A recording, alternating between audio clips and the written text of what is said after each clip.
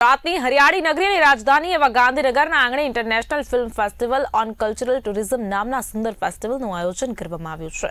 આયોજન ગુજરાત ટુરિઝમ અને કેકે movie enterprise Ketaki Kapadia દ્વારા કરવામાં આવ્યું છે। Institute of hotel management Ahmedabad ખાતે 31 જુલાઈથી 2 ઓગસ્ટ એમ કુલ 3 દિવસ સુધી ચાલનારા આ ફેસ્ટિવલમાં દેશ વિદેશના ફિલ્મ મેકર્સની શોર્ટ ફિલ્મ્સ અને ડોક્યુમેન્ટરીઝનું સ્ક્રીનિંગ કરવામાં આવશે।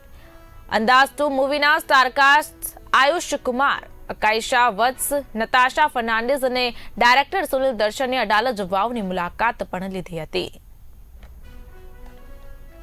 સર આમાં ગેસ્ટ છે આજે સુનિલ દર્શન સર, એમની ફિલ્મ રિલીઝ થાય છે અંદાજ 2, તો એમની એ પૂરી કાસ્ટ સાથે આજે અહીંયા આવે છે।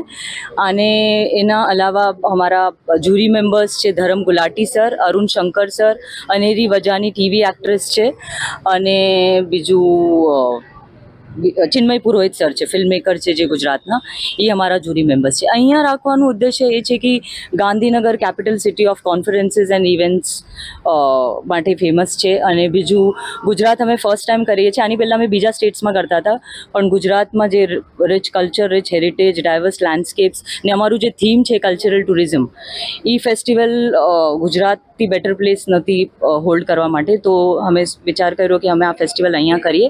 અને જ્યારે અમે ગુજરાત ટુરિઝમને આની માટે અપ્રોચ કર્યું તો એમને બહુ સરસ અમને સપોર્ટ કર્યું, અને એમના સપોર્ટના જ કારણે, ગુજરાત ટુરિઝમના સપોર્ટના કારણે આજે આ ફેસ્ટિવલ અહીંયા પોસિબલ થઈ શકે છે। तो we are really thankful and grateful to Gujarat tourism for supporting us. Governments की और इंस्टीट्यूशंस की, ताकि सिनेमा का प्रचार और सिनेमा की जो कहते हैं बनाने की जो क्षमता है उसका ज्ञान होना बहुत ज़रूरी होता है न्यू कमर्स के लिए।